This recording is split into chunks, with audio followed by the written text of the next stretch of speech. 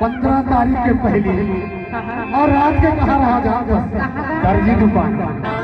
काले रहा काले वाते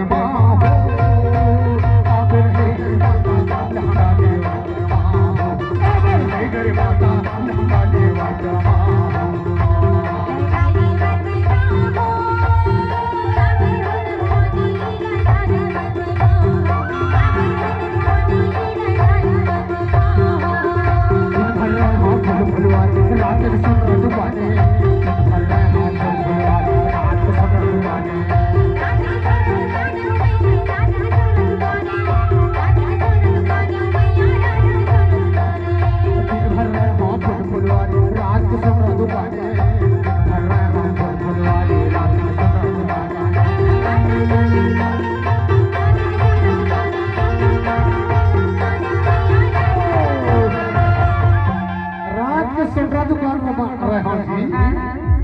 ओखर बता ले रहो का भी साफ रह जा बताए तो का अरे बताए नथनी लेवते मां आबे है